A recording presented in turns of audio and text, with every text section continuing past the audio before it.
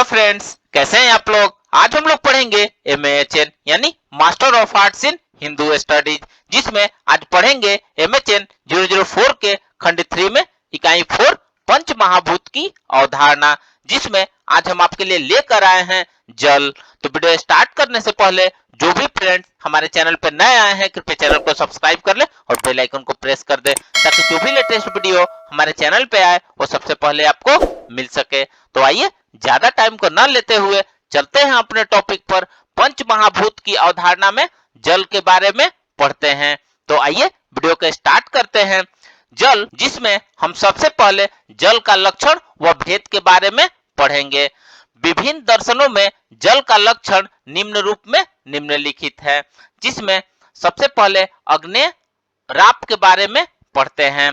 तैत्तिरीयोपनिषद के अनुसार अग्नि से जल की उत्पत्ति हुई है। आचार्य मनु के अनुसार अग्नि से रस गुण वाले जल की उत्पत्ति हुई है। आचार्य सुश्रुत ने जल को सत्व तथा तमोबहुल कहा है। वैशेषिक दर्शन में रूप, रस, स्पर्श, गुणयुक्त, स्निग्ध और द्रव रूपीय द्रव्य को जल कहा गया है। वैशेषिक दर्शन में जल का जो लक्षण कहा गया है उस लक्षण को कार्य रूप जल का लक्षण समझना चाहिए, क्योंकि परमाणु के निरवयव होने से परमाणु रूप जल निरवय होता है। यह उसमें रूप, स्पर्श आदि गुण नहीं होते हैं, अतः ये लक्षण कार्य रूप जल के हैं। क्रमानुसार जल की उत्पत्ति अग्नि से होती है। गुणों के उत्तर अनुप्रवेशानुसार अग्नि की सहायता से जल की उत्पत्ति होती है। अग्नि की उष्णता से द्रवीभूत होकर शीत जल की उत्पत्ति हुई। प्रकृति में उष्णता से द्रवता की उत्पत्ति होती है।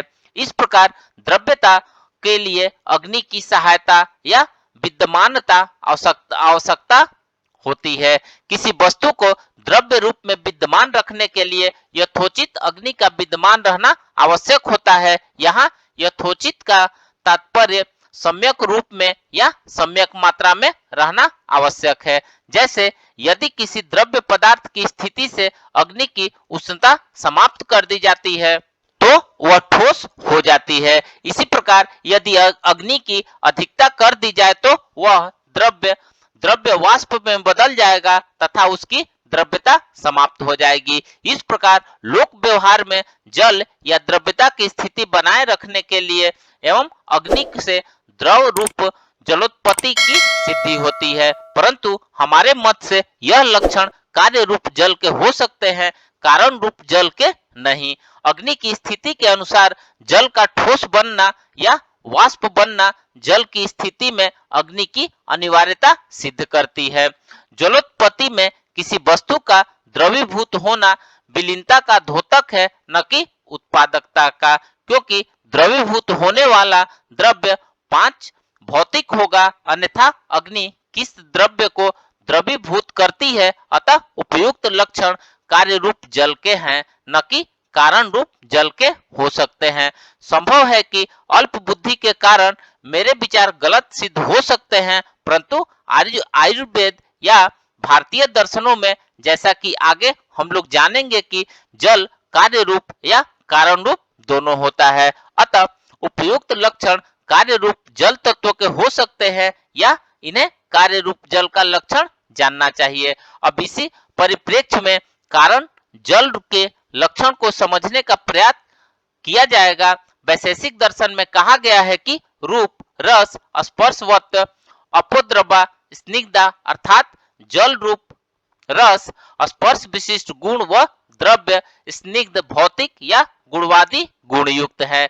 इसमें द्रव्यता जिसकी चर्चा के ऊपर की गई है कार्य रूप जल के हैं। जब भूतों का पंचीकरण हो जाता है तथा स्पर्श, रूप, रस, गुण, कार्य या कारण रूप दोनों होते हैं। स्पर्श व रूप की सहायता से रूप में किए गए संयोग से रसात्मक जल की उत्पत्ति होती है। स्पर्श वायु का गुण है कि तथा रूप अग्नि का गुण है। इस प्रकार वायु व अग्नि मिलकर जल की उत्पत्ति करते हैं। वायु में गति के क्रिया कृतत्व होता है, अग्नि में ज्वलनशीलता है। जब कर्ता तथा कारण या साधन का संयोग होता है तो क्रिया होती है। किसी क्रिया का परिणाम अवश्य होता है, अतः जब वायु अग्नि का संयोग होता है तो इस क्रिया के परिणाम स्वरूप जल की उत्पत्ति होती है। अग्नि में उष्णता है तथा जल में शैत्य है। जब दोनों का संयोग होता है तो क्रिया कारक वायु अग्नि की उष्णता कम कर देता है। अग्नि में रूपत्व गुण होता है जो कि प्रकृतिगत उष्णता कम होती है, तो द्रव्य रूप में शीत गुण वाले जल की उत्पत्ति होती है। इस प्रकार एक जलाने वाले तथा एक जलने वाले दो तत्वों का सम्मिश्रण होता है तो जल की उत्पत्ति होती है। यदि अग्नि महाभूत की अधिकता होती है तो जल की द्रव्यता समाप्त हो जाती है, वह वाष्पीकृत हो जाता है तथा जब वायु महाभूत क्रियाशील होता है तो उसके शीतता जलोत्पत्ति होती है। प्रकृति में सत्व, रज, तम तीन गुण हैं। इसमें क्रियात्मक गुण रज है। जहां भी क्रिया होती है वह रजोगुण का लक्षण है। इसका लोक में प्रतिनिधि वायु है। जब तम व सत्व का संयोग होता है तो सत्व का अग्नेयांश या ज्योति तम के गुरुत्व या आवरक भाव को द्रवीभूत कर देता है, जिससे जल की उत्पत्ति होती है। जल का वर्ण शुक्ल होता है, रस मधुर तथा शीत स्पर्श होता है। स्नेह व द्रवत्व इसके सांसिधिक गुण है। जल के लिए कहा गया है कि यहाँ जल के लक्षणों को स्पष्ट करते हुए कहा गया है कि जल का रूप शुक्ल है, रस मधुर है तथा स्पर्श शीत है। स्नेहत्व व द्रवत्व को जल का सांसिधिक लक्षण कहा गया है। जल में रूप, रस, स्पर्श, द्रवत्व, स्नेह, संख्या, परिमाण, पृथकत्व, पर, अपर, गुरुत्व, संयोग, विभाग, संस्कार ये 14 गुण होते हैं। पृथ्वी की तरह इसकी सिद्धि होती है। जैसे रूप, रस, स्पर्श, गुण और गुण विनिवेशानुसार सिद्ध है। संख्यादि 7 गुण अर्थात संख्या, परिमाण, पृथकत्व, परत्व, अपरत्व, संयोग, विभाग ये चार चाक्षुक प्रत्यक्ष जल में रहते हैं और पतनोपदेश से गुरुत्व की सिद्धि होती है। जल का रूप शुक्ल है, रस मधुर तथा स्पर्श शीत है। द्रवत्व व स्नेह जल के संसाधिक लक्षण है। फ्रेंड्स, इस प्रकार से आज हमने पंच महाभूत की अवधारणा में जल के बारे में पढ़ा। तो मिलते हैं फिर एक नए वीडियो के साथ में। तब तक हमारे चैनल पे बने रहिए। धन्यवाद।